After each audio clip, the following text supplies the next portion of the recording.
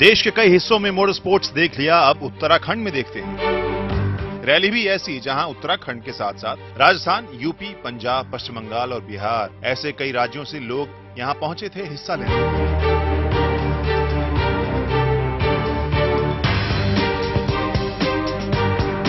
Uttarakhand tourism development board और Shimla based motor sport club Himalayan motor sport के साथ Maruti Suzuki और जेके टायर ने इस रैली का आयोजन किया।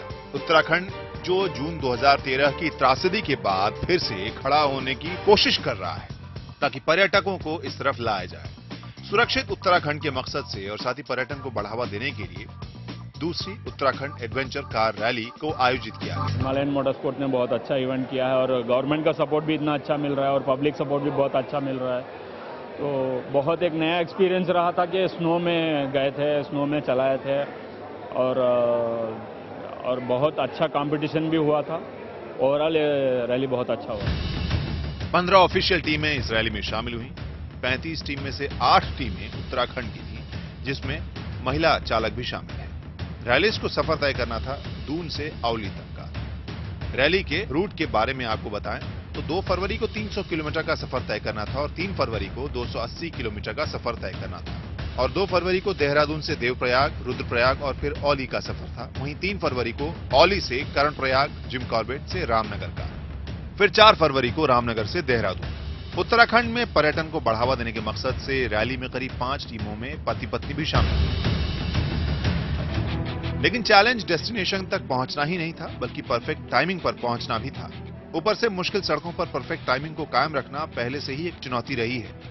ड्राइवर चाहे स्पीड से ऊपर चला जाए या फिर स्पीड से नीचे जाए, इन दोनों ही सूरत में टीम जीत से दूर जा सकती है। रूट, नेविगेशन या फिर रैली को पूरा करने जैसी चुनौतियों के साथ साथ एनडीटीवी के प्रताप सिंह ठाकुर भी भिड़े इसी चुनौती से।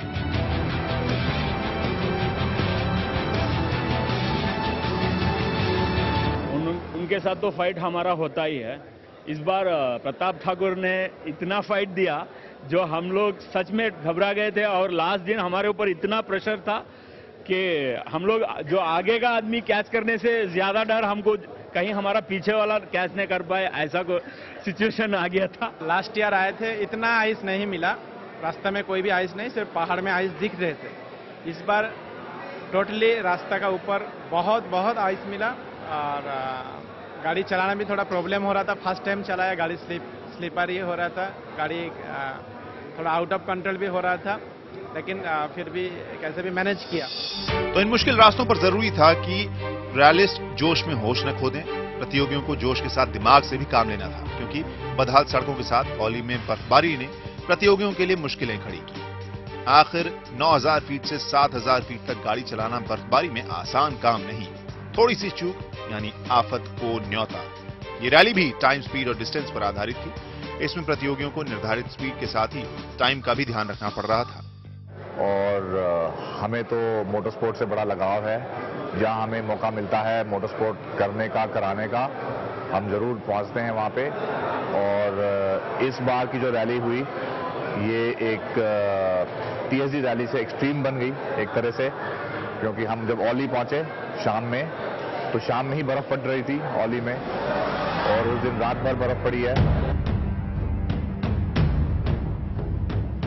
तो पहले के मुकाबले टेक्नोलॉजी और गाड़ियों में अपग्रेड काफी हो चुके हैं। जीपीएस, कंप्यूटर, गैजेट्स जिसमें सेकंड्स का हिसाब रखा जा सकता है, रैली का हिस्सा बनने लगे हैं। ये रैली को और मजेदार भी बना रहे हैं। लेकिन ये सब प्रकृति के सामने काम नहीं आते। बर्फीले रास्तों पर गाड़ियों को भगाना आसान नहीं।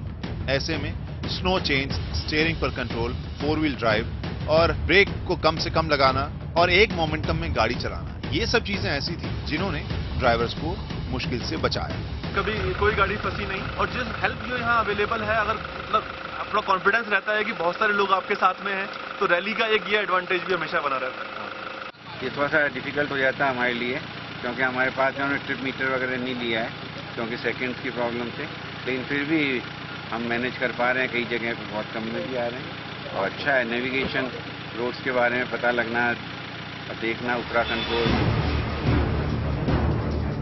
यहाँ पर एक और ट्विस्ट जिस पर सबकी नजर रहती है वो है टीसी। तय रूट के किसी भी हिस्से में ये मिल सकते हैं। टीसी यानी टाइम चेकर।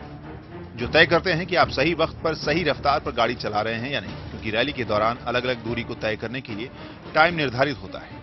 रैली में जीत हासिल करने का ट्रिक है, प्रतियोगी निर्धारित टाइम पर पहुंचने पर ही पूरे पॉइंट्स हासिल करता है। टाइम से पहले पहुंचने पर डबल पेनल्टी होती है और टीसी के पास देरी से पहुंचने पर भी पेनल्टी लगती है।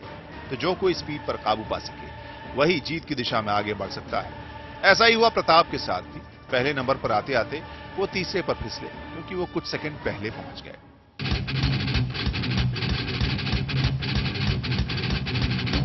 विनर को यहां पर 5 लाख रुपए, दूसरे विनर को 3 लाख और तीसरे विनर को 2 लाख रुपए का इनाम दिया गया।